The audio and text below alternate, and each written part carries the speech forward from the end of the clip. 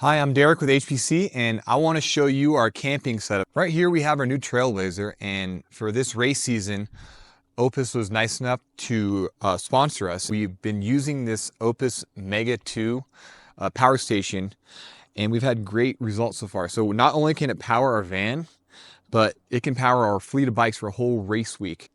Another reason we went with the Oupes power station is because it is Life PO4, and it has a crazy 2,500 watt max output. So when we're running our van plus the air compressor plus a few bike chargers, it doesn't trip. And if we're running all that on one outlet, even at our house, that would trip. So this is a pretty robust unit. And on top of that, I mean, over 2,000 watts of solar input. If you have enough solar panels, you will be able to charge this thing in a few hours. And you can just keep powering your van, your bikes, or whatever in perpetuity. I will show you a little more about what inputs and how we use this. So right now it's actually powering our van, and we are currently charging the bike. So for instance, right now we're showing 524 watts plugged into the van. So the charger is taking roughly, say, 250 watts right now of that. And the van, it's powering the van the other roughly 250 watts.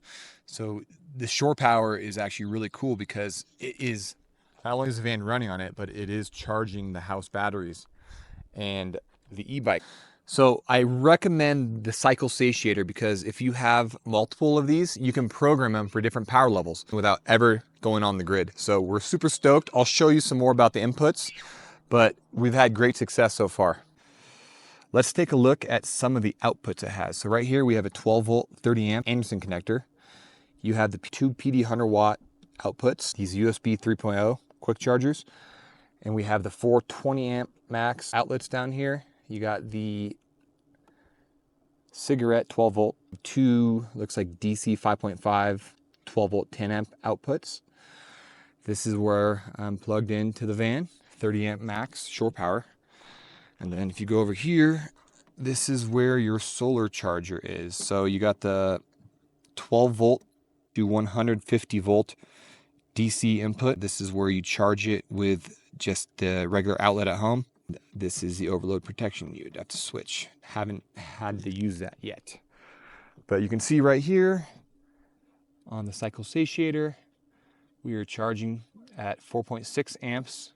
The battery voltage right now is 51.8 volts, and this is still showing roughly what the charger is. All right, let's see how I recharge this thing. So there is a foldable solar panel that I'll bring on shorter trips, and there's a bigger one, 240 watt panel that you can plug in. So I like to put the unit somewhat shaded and make sure your panel's in the sun. And all you got to do is take your cords, they're pretty long, plug it in the side where the solar input is. And we'll see if I can click this on. So it's about 9 in the morning and we are getting 71 watts of solar. And I'll just let this run all day and it'll be more than enough by the time I get back to charge my bike and power the van. All right, it's been about 20 minutes charging so far. Let's see. Looks like we're up about 2%. Still charging at 52 watts. So I'm about to go on a bike ride. I'll keep this charging.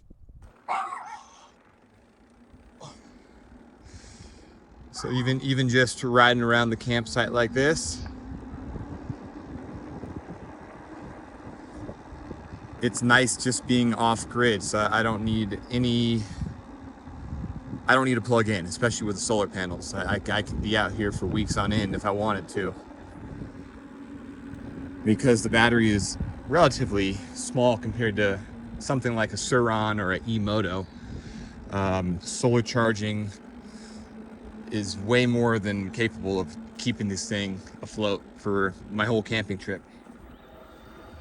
So, great day up here. I'm excited to get on the trails.